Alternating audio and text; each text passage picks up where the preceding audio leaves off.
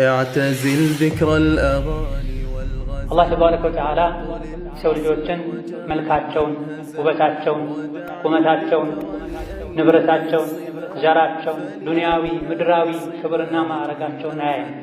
አላህ ተባረከ ወተዓላ በዋነኝነት ቀድሞ የሚያየው ልብን፣ ከዛ በኋላ የልብ መስተካከል የሚሆን መበላሸት ምልክት የሆነውን ስራቸውን ነው የሚያየው። ግልጽ በሆነ አነጋገር ነቢያችን ሰለላሁ ዐለይሂ ወሰለም አላህ ገጽታችሁን አያይም፣ ሀብት ንብረታችሁን አያይም፣ ነገር ግን ልብና ስራችሁን ነው የሚያየው ብለዋል። ልብን አስቀደሙ። የልብ ምልክቱ ሶላት መክበድ፣ አይንን መቆጣጠር አለመቻል፣ አላህ ተባረከ ወተዓላ ለሚወደው ነገር አለመነሳሳት፣ አለመሽቀዳደም፣ አላህ ከሚጠላው ነገር አለመሸሽ፣ ራስን መቆጣጠር አለመቻል የልብ መታመም ምልክቱ ይሄ። ስጋዊውን ህመም ከዱንያ ስለሚለየን ከምንፈራው በላይ የልብን ህመም ከአላህ ረሕመት፣ ከጀነት፣ ከነቢያት ጉርብትና ስለሚያርቀን ወይም ወደ ኋላ ስለሚያዘገየን እንፈራ ልንጠነቀቅ ይገባል።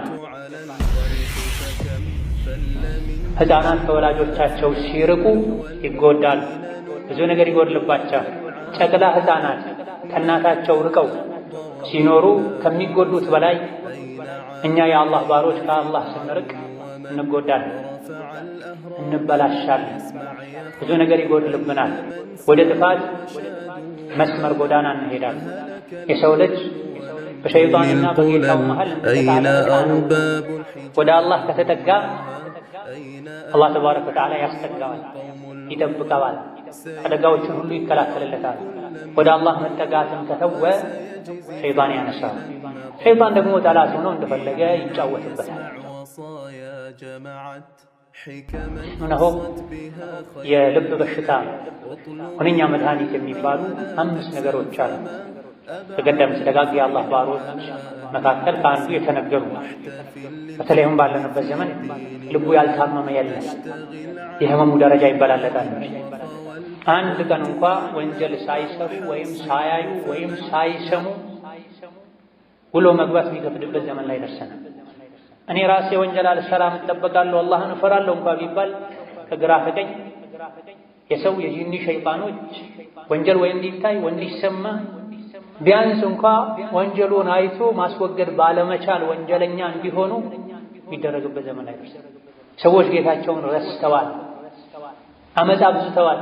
ليس من يقطع طرقا بطلا إنما من يتقي الله بسم الله الرحمن الرحيم የከለከላቸውን በመከልከል የሚገባውን ፈራቻ ፍሩት። የሰው ልጆች ከዱንያ ሲወጡ ወደ አኼራ ሲሄዱ ይዘውት ከሚጓዙ ስንቅ ሁሉ በላጭ ስንቅ በሁሉም ነገር አላህን መፍራት እንደሆነ ጠንቅቃችሁ ይወቁ። አላህ ተባረከ ወተዓላ ከሰው ልጆች በመጀመሪያ ደረጃ አስቀድሞ የሚመለከተው የሚያየው ልብን ነው። ከልብ ቀጥሎ ነው የተኛውም ነገር አላህ ዘንድ የሚታየው ቦታ የሚሰጠው። አላህ ተባረከ ወተዓላ የሰው ልጆች መመሪያ የሆነውን ቁርአን ያወረደው ነፍሶች ይጠሩበትና ይስተካከሉበት ዘንድ ነው። ቁርአንም የወረደው ነቢዩ ዓለይሂ ሰላቱ ወሰላም ልብ ላይ ነው። ውስጡ ላይ ቁርአን የሌለበት ሆድ ልብ እንደ ኦናና ባዶ በመጥፎ ሽታ የተሞላ ቤት እንደሆነ ተነግሯል። አላህ ተባረከ ወተዓላ ነቢ ሙሐመድን እኛንም ጭምር ልባችንን እንድናጸዳ አዞናል። ወሲያበከ ፈጠሂር ብላ፣ ሲያብህን አጥራ ብላ። ብዙሃኑ የተፍሲር አዋቂዎች ዘንድ እዚህ ጋር ሲያብህን አጥራ ማለት ልብህን አጥራ አጽዳ ማለት እንደሆነ ተነግሯል። አላህ ተባረከ ወተዓላ የሰው ልጆችን መልካቸውን፣ ውበታቸውን፣ ቁመታቸውን፣ ንብረታቸውን፣ ዘራቸውን፣ ዱንያዊ ምድራዊ ክብርና ማዕረጋቸውን አያይም። አላህ ተባረከ ወተዓላ በዋነኝነት ቀድሞ የሚያየው ልብን፣ ከዛ በኋላ የልብ መስተካከል የሚሆን መበላሸት ምልክት የሆነውን ስራቸውን ነው የሚያየው። ግልጽ በሆነ አነጋገር ነቢያችን ሰለላሁ ዐለይሂ ወሰለም አላህ ገጽታችሁን አያይም፣ ሀብት ንብረታችሁን አያይም፣ ነገር ግን ልብና ስራችሁን ነው የሚያየው ብለዋል። ልብን አስቀደሙ። ልብ ጥሩ ከሆነ ስራ ጥሩ ስለሚሆን፣ ልብ መጥፎ ከሆነና ከተበላሸ ስራም ስለሚበላሸ ነው። የሰው ልጅ ልብ ልክ አካላቶቹ እንደሚታመሙት ሁሉ ይታመማል። የሰው ልጅ እንደሚሞተው ሁሉ ነፍሱ ባትወጣም አካላቶቹ ቢንቀሳቀሱም የሰው ልጅ ልብ ይሞታል። የሰው ልጅ ልቡ እንዲሞት እንዲታመም የሚያደርገው የልብ በሽታ የሚባል የሥራ አይነት አለ። በአላህ ማሻረክ፣ በአላህ መካድ፣ ለሰው ሸር ማሰብ፣ ምቀኝነት፣ ኩራት መሰል የሆኑ የልብ በሽታ የሚባሉ አሉ። እነዚህና መሰል በሽታዎችን ከልቡ ያላስወገደ ሰው ልቡ ይታመማል። ከፍ ያለ ከሄደም ልቡ ይሞታል።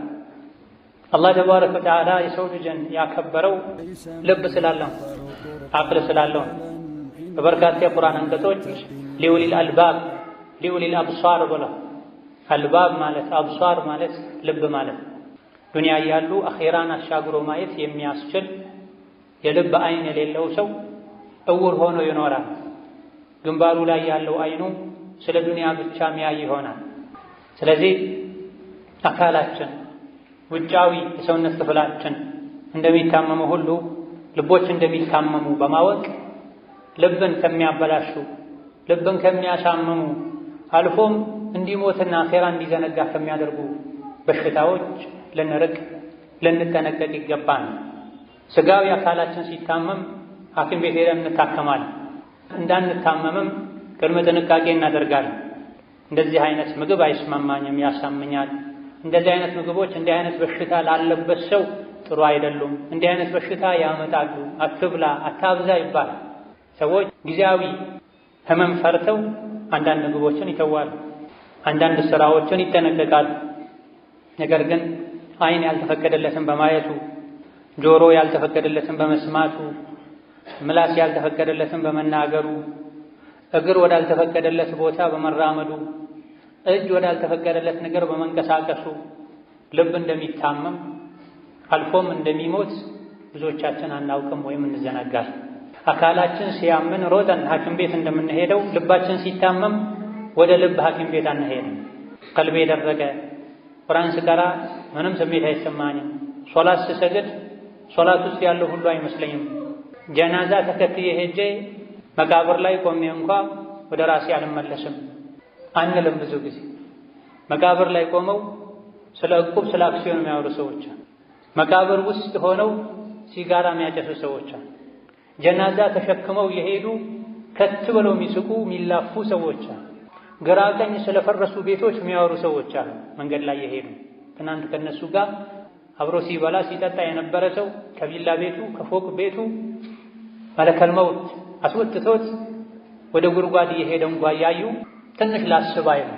በይነማ ደጋ ቀደምቶች መቃብር ከሄዱ ተመልሰው ሲመጡ የሚታመሙ ነበሩ። ከነሱ ውስጥ ጀናዛ ሸኝተው ከመጡ አልበላም ዛሬ ትልቅ አስደንጋጭ ክስተት አይቻለሁ ለሱ እዘጋጃለሁ የሚሉ ነበሩ።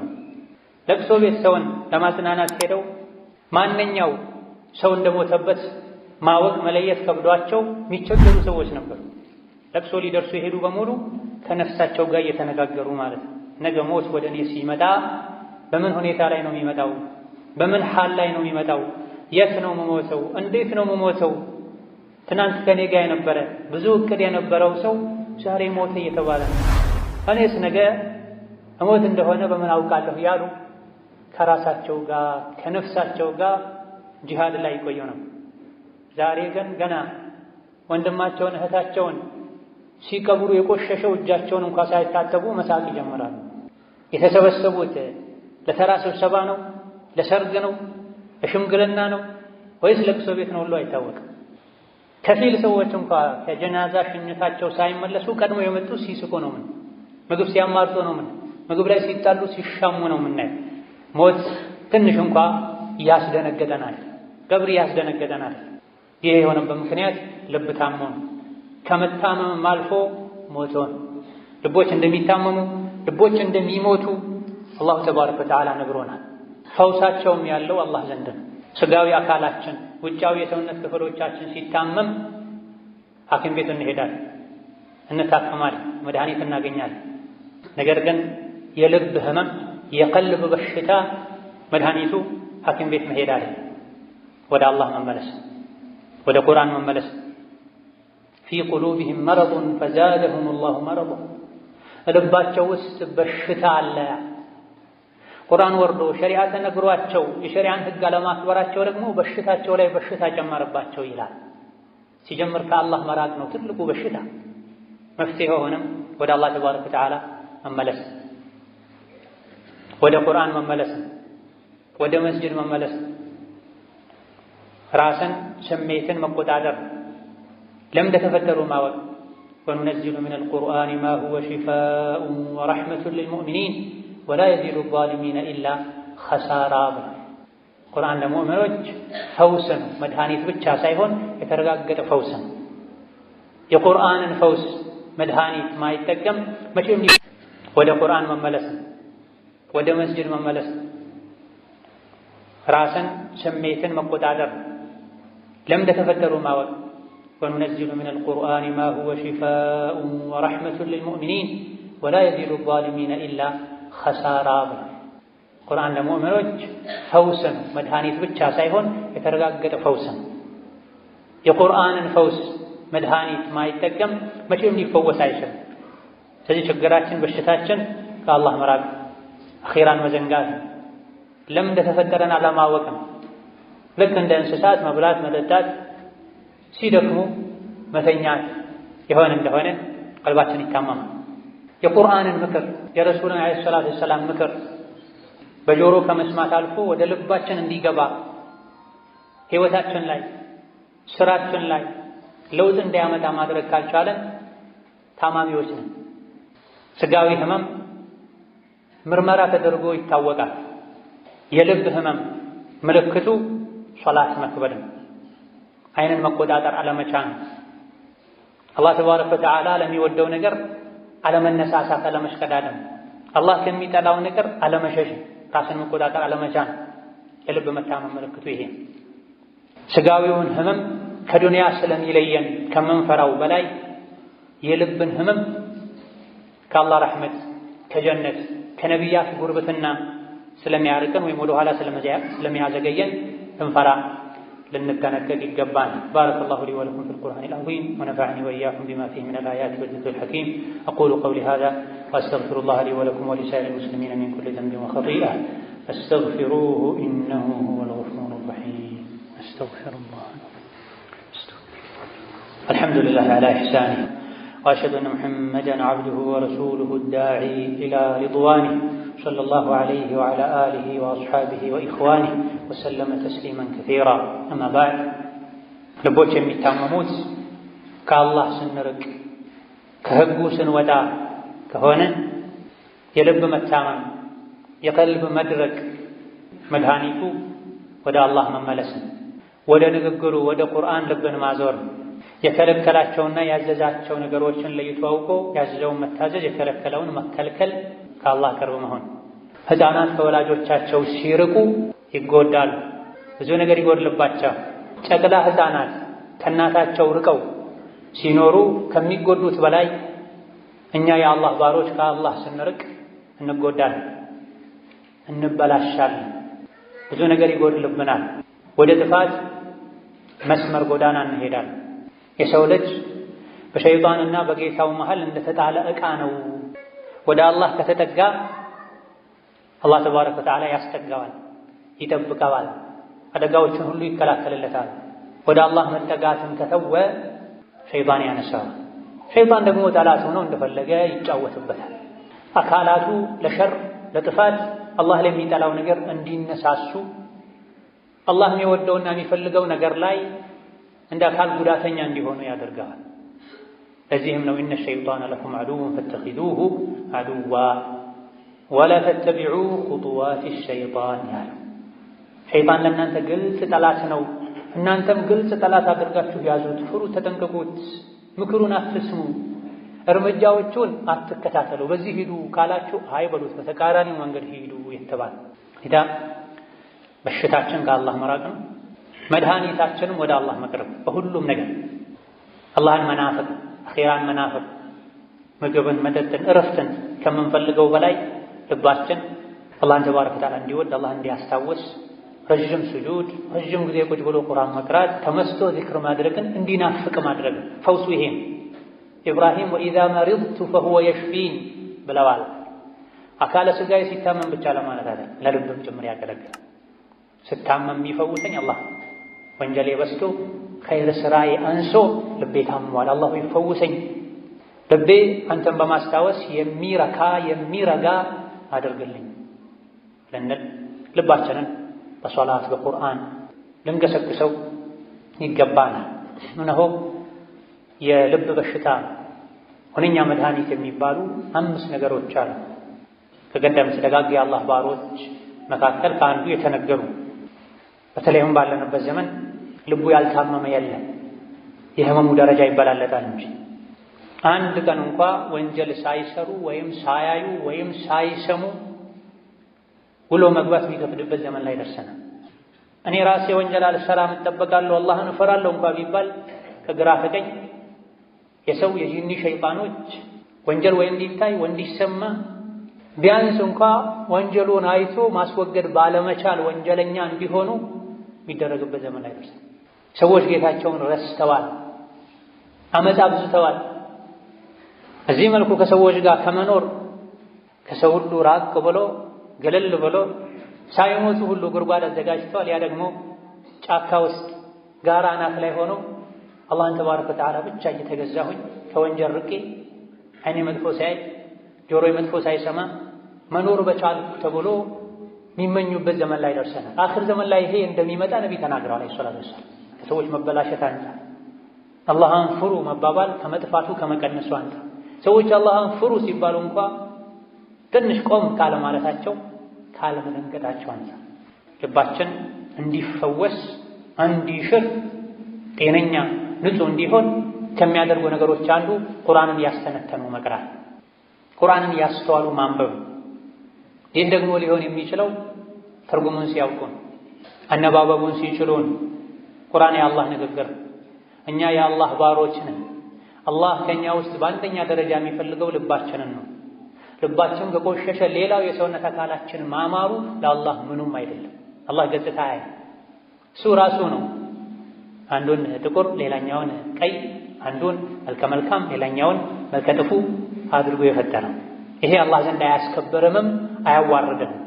የሚያስከብረው የሚያዋርደውም ልብ ነው። ለሁሉም ደግሞ አላህ ተመሳሳይ የሆነ ልብ ሰጥቷል። በመሰረቱ ሁሉም የሰው ልጆች ልቦች ሲፈጠሩ እንደ ወተት ነጭ ተደርገው ነው የተፈጠሩት። ከዛ በኋላ የሰው ልጆች ወንጀል በሰሩ ቁጥር አንድ ጥቁር ነጥብ ጠብ ይደረግበታል። ሁለተኛ፣ ሶስተኛ፣ አራተኛ ወንጀል በሰሩ ቁጥር ነጩ ልባቸው ላይ ጥቁር ነጥቦች ይበዛሉ። ከተውበተን ይወለወላሉ፣ ይጸዳሉ።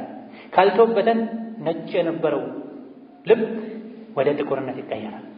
እንደ ዕቃ ዝርግ ነው የሰው ልጅ ልብ ኸይርን መልካም ነገር እንዲቀበል። ወንጀል ስናበዛ ዝርግነቱ ቀርቶ እየጠበበ ይሄዳል። መጨረሻ ላይ አፉ ራሱ ይታሸጋል።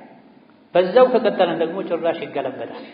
ከዛ በኋላ የሰው ልጆች ስሜታቸው የተስማማቸው የተመቻቸው ነገር እንጂ ጥሩ ነው ብለው አያምኑም፣ አይቀበሉም። ልብ እዚህ ደረጃ ከደረሰ እዚህ ደረጃ እንዳንደርስ አላህ ተባረከ ወተዓላ ልቦችን ለማስተካከል ያወረደውን ቁርአን አዘውትረን ልንቀራ፣ እንዲሁ ለስሙ ብቻ አንዱ ለደቂቃ አንዱ ለገጽ ሳይሆን ልባችን በቃን እስኪል ድረስ ለውጡን ስሜቱን ልባችን ላይ እስክናይ ድረስ እየደጋገመን እያስተነተንን እያስተዋለን ልንቀራ ይገባል። አንድ ጊዜ ቁጭ ባሉበት 10 ገጽ 3 ጁዝ 4 ጁዝ ከመቅራት ልብን እየተከታተሉ ልብን እየቀሰቀሱ አንድ ሱራ መቅራት ይሻላል። ከቁርአን የሚፈለገው ፈውስን መድኃኒት ነው የሚፈልገው። ልብን የሚያሳምሙ የልብ በሽታ የሚባሉ ነገሮችን ጠቅሰናል። ሽርክ፣ ኩፍር፣ ምቀኝነት፣ ኩራተኝነት ይላል። እንደዚህ አይነት መጥፎ ባህሎች የሚያወግዙ አንቀጾችን ደጋግሞ መቅራት ከእንደዚህ አይነቱ በሽታ ያላቅቃል። ልብን ከሚፈውሱ ነገሮች ሁለተኛው ሆድን ባዶ ማድረግ ነው። ይሄም ማለት የጾም ዒባዳ ማለት የሰው ልጅ ሆዱ ሲጠግብ ምላሱ ወሬ ያበዛል፣ አላህ ማይፈቅደው ወሬ። አይኑ ያማረውን ሁሉ ማየት ይፈልጋል፣ እግሩም እንቅስቃሴ ያበዛል። የሰው ልጅ ሲጾም እነዚህ የሰውነት አካላቶቹን መቆጣጠር ይችላል። ጾም ሙሉ ሰውነትን የሚያሳትፍ ዒባዳ ነው። ለዚህም ነው ነቢያችን ሰለላሁ ዐለይሂ ወሰለም ከሰሐቦች መሃል አንድ በቋሚነት የሚሰራውን ዒባዳ ጠቁመኝ ሲላቸው ዐለይከ ቢሶሚ ፈኢነሁ ላ ዒድለ ለሁ ያሉት ጾምን አደራ፣ ጾምን አብዛ። ስሜትን ከመግራት አጅርን ከማብዛት አንፃር ጾምን የሚስተካከለው ዒባዳ የለም ብለውታል። ጾም የኔ ነው፣ የሰው ልጅ ለኔ ብሎ ስሜቱን ይተዋል፣ ምግብ መጠጥን ይተዋል፣ የጾምን ምንዳም መነዳው እኔ ነኝ ብሏል አላህ ተባረከ ወተዓላ። ስለዚህ ለዚህ ሰሐቢ በመከሩት መሰረት ነብዩ ሰለላሁ ዐለይሂ ወሰለም ቀልብን ከማስተካከል ስሜትን ከመግዛት አጅርን ከማብዛት አንፃር ጾምን የሚስተካከል ዒባዳ የለም ባሉት መሰረት ጾም ማብዛት፣ ሆድን ማስራት። እስላም ላይ በተለያየ መልኩ ተወዳጅ የሆኑ የተደነገጉልን ጾሞች አሉ። ረመዳን ብቻ አይደለም። ረመዳን እንደወጣ ሸዋልን ጾማል። ከሸዋል በኋላ ዙልቃዕዳን ሸኝተን ዙልሕጃን ጾማል። ዙልሕጃን ሸኝተን ሙሐረምን ጾማል። እንዲህ ያለ ይቀጥላል።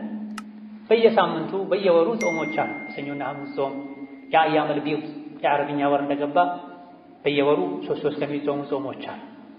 መጾም እንኳ ባንችል ምግብ መቀነስ አንዱ ሆድን ባዶ የማድረግ ደረጃ። የአላህ ትክክለኛ ባሮች ሆዳሞች አይደሉም። አብዝቶ መብላት፣ ለሆድ ከልክ በላይ መጨነቅ የእንስሳነት ባህሪ፣ የካፍሮች ባህሪ። ወለዚነ ከፈሩ ያእኩሉነ ወየተመተዑነ ከማ ተእኩሉነ ነዓም። ልክ እንስሳት እንደሚበሉት ይበላሉ እነዚያ የካዱ ይላል። ሙእምን በአንድ አንጀት ነው የሚበላው፣ ካፍር በሰባት አንጀት ነው የሚበላው ብለዋል ነቢያችን ሰለላሁ ዐለይሂ ወሰለም። ስለዚህ አብዝተን ስንበላ ስለ አኼራ ማሰባችን ይቀንሳል። አብዝቶ የበላ አብዝቶ ይጠጣል፣ አብዝቶ የጠጣ አብዝቶ ይተኛል፣ አብዝቶ የተኛ ብዙ ኸይር ያልፈዋል ተብሏል።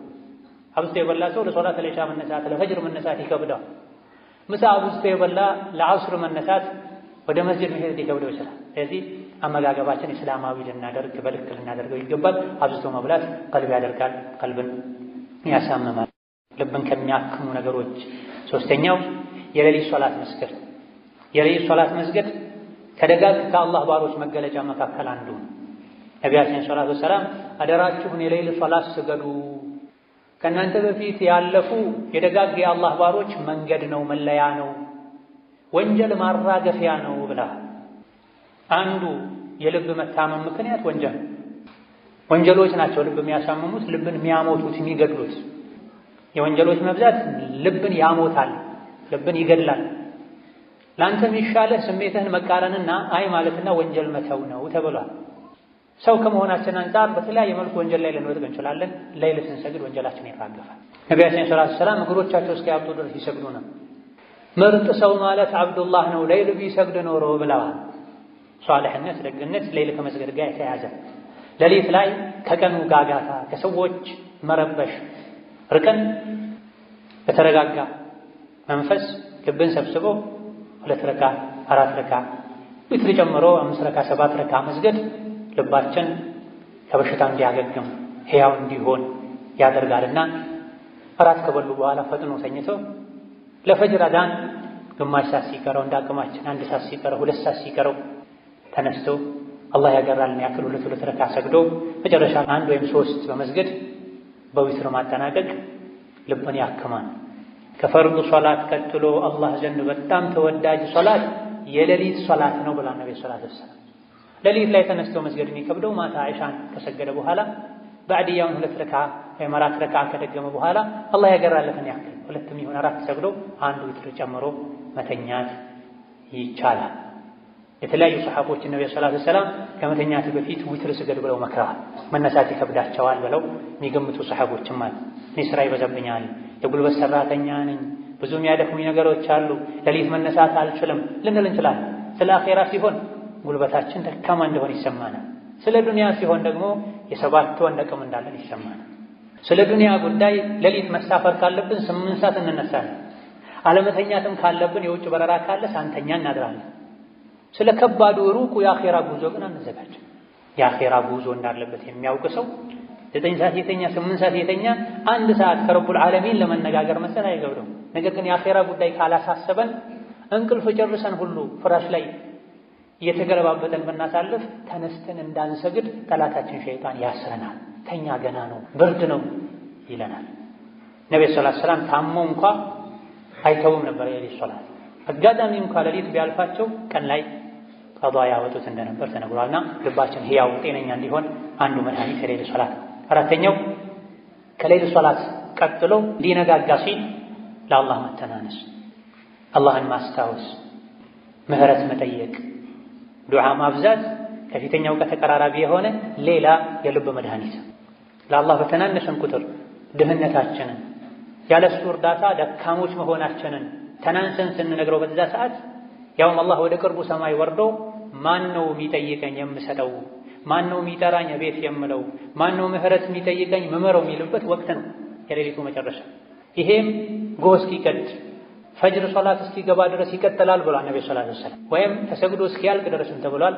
አላህ ወደ ቅርቡ ሰማይ ወርዶ ለምኑኝ እሺ እላችኋለሁ፣ ጥሩኝ ቤት እላችኋለሁ፣ ማረኝ በሉ እምራችኋለሁ ይላል። ስለዚህ ሌሊት ተነስተው መስገድ ከሰገዱ በኋላ ለተወሰኑ ደቂቃዎች እንኳ ቢሆን ለአላህ መተናነስ፣ ወንጀልን አስታውሶ ማልቀስ፣ አላህን ምህረት መጠየቅ። ቀን ላይ ስንሯሯጥ ነው የምንውለው። በሰራቱ እንኳ ሶላታችንን አንሰግድም። እንደው በማታው ክፍለ ጊዜ ሰው ሁሉ በተኛበት ጸጥ ባለበት አላህን የሚያወድሱና አላህን የሚያጠሩ አዕዋፎች ድምፅ እንጂ በማይሰማበት ወቅት ከአላህ ጋር መነጋገር ወላሂ የልብ መድኃኒት፣ ልብን ያክማል፣ የሞተ ልብን ሕያው ያደርጋል። በዛ ሰዓት አላህን የሚወድ አላህን የሚፈራ የልቡ ጉዳይ ያሳሰበው ሰው እንጂ ሲጀምርም ተነስቶ አይሰግድም፣ ሩኩዕ ስጁድ አያደርግም። አንድ ስንዝር ወደ አላህ ከተጠጋን አንድ ክንድ አላህ ወደኛ እንደሚጠጋ ነቢ ነግረውናል። ቀስ ያለን ወደ አላህ ከሄደን የፈጠነ ወደኛ እንደሚመጣ ነቢ ነግረውናል። ይሄንንም ስለሚፈልግ ነው ወደ ቅርቡ ሰማይ ወርዶ ስለ ባሮቼ ማንንም አልልክም፣ ማንንም አልጠይቅም፣ እኔ ራሴ የባሮቼን ጉዳይ እጠይቃለሁ ብሎ ነው ወደ ቅርቡ ሰማይ የሚወርደው ብሏል ነብዩ ሰለላሁ ዐለይሂ ወሰለም። መሀል ላይ አማላጅ ማስገባትም አያስፈልግም ማለት ሶሒህ በሆነ እነ ቡኻሪ ሌሎችም በዘገቡት ሐዲስ ነው ነብዩ የነገሩ። የሌሊቱ 1/3 ሲቀር ወደ ቅርቡ ሰማይ ወርዶ ማን ነው የሚለምነኝ ይላል። ይኸው የለመንከው ነው ጌታ፣ ያንተ ቃልን አታጥፍም፣ ማረኝ፣ ወንጀለኛ ነኝ፣ ከጀነት ባለቤቶች አድርገኝ፣ ከቁጣ ከሳት ጠብቀኝ ያልን እንደሆነ ተጠቃሚዎች ነን። ልባችን ንጹህ ሆኖ ከአላህ ጋር የምንዋደድ አላህ የሚወደን ወደ እሱ የሚያቀርብን ባሮች መሆን እንችላለን። አምስተኛውና የመጨረሻው ሷሊህ ከሆኑ ጥሩ ከሆኑ ከአላህ ባሮች ጋር መገናኘትን መቀመጥን ማብዛት፣ ወይም በሌላ አነጋገር ከጥሩ ጓደኛ ጋር መሆን፣ መጥፎ ጓደኛ መራቅ። መጥፎ ጓደኛ ጉዳቱ አካላዊ ብቻ አይደለም። ጸባዩ መጥፎ የሆነ ጓደኛ ልብን ያደርቃል፣ ልብን ያሳምናል። ስለዚህ ልቡ እንዲስተካከልለት የፈለገ ሰው ደጋግ የአላህ ባሮችን ጓደኛ ሊያደርግ ይገባዋል። ካሉት የተሻለ የሚባሉት በሁሉም ነገር ሷሊህ የሆኑት ጓዛቸውን ጠቅልለው ይህን ጀነት አርፈው ሊሆን ይችላል። ግን የእነሱን መንገድ ለመከተል እስከ ጣርን ድረስ የአቅማችን ያክል ኸይር እስከሰራን ድረስ እኛም ሷሊሆች። ሷሊህ ማለት የአላህንም የሰዎችንም ሐቅ የሚጠብቅ ማለት። ከዛ በኋላ የደረጃ መበላለጥ ነው ሊኖር የሚችለው። የአላህን ሐቅ በአግባቡ እወጣለሁ፣ የከለከለኝን እከለከላለሁ፣ የሰዎችን ሐቅ አልነካም ብሎ የሚኖር ሰው ወንድም ይሁን ሴት፣ የቀራና የተማረም ይሁን ያልቀራ ሷሊህ።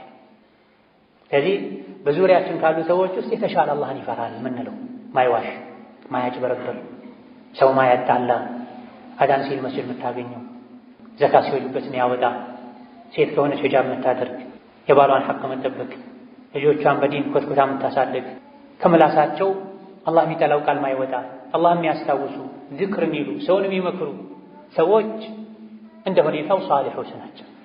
ብር ያለውን ስልጣን ያለውን ከምንጠጋው በላይ እንደዚህ ሷሊህ የሆኑትን መጠጋታችን አኼራ ላይ ንጉስ ያደርጋል። ጀነት የገባ ሁሉ ንጉስ ነው። ፈኢዛ ረአይተ ተመ ረአይተ ነዒመን ወሙልከን ከቢራ ብሏል። ጀነት ስትገባ እዛ ነው ትልቅ ንግስናና የተሟላ ጸጋ የምታየው ብሏል። ጀነት የገባ በሙሉ ባለጸጋና ንጉስ። የዱንያን 10 እጥፍ ለአንድ ሰው አላህ ይሰጣል ጀነት ከገቡ በኋላ። ዛሬ ምናልባትም ጎንህን ወገብን የምታሳርፍበት አንድ ክፍል አተህ ልትቸገር ትችላለህ፣ ዱንያ ስለሆነ ያለው የችግር ሀገር ስለሆነች። ነገር ግን አንድ ሰው አላህ ብሎለት ፈቅዶለት እዚህ መስፈርቱን አሟልቶ ጀነት ከገባ የሙሉ የዱንያ የዚህን ዓለም 10 እጥፉን ከዛም በላይ አላህ ለአንድ ሰው ይሰጣል።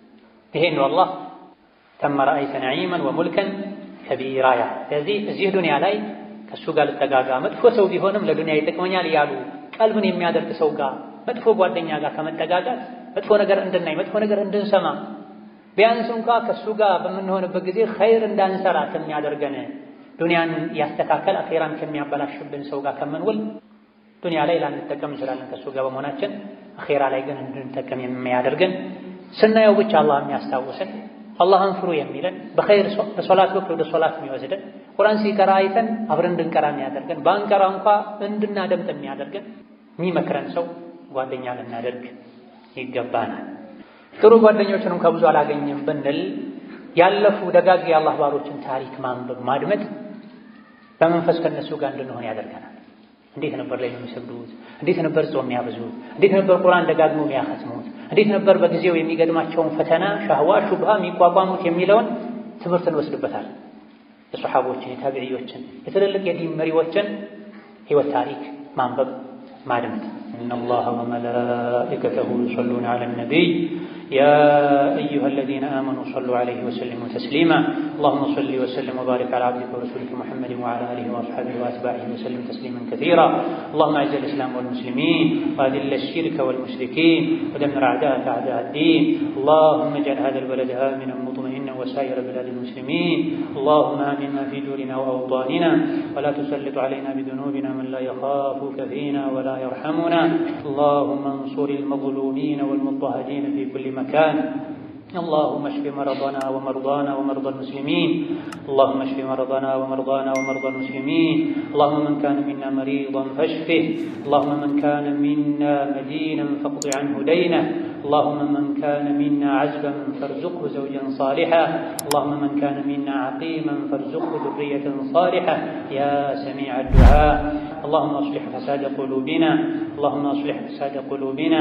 اللهم اصلحنا واصلح نياتنا وزوجاتنا وذرياتنا اللهم اصلحنا واصلح نياتنا وزوجاتنا وذرياتنا اللهم طهر قلوبنا من النفاق وأعمالنا من الرياء وألسنتنا من الكذب آمين والحمد لله رب العالمين.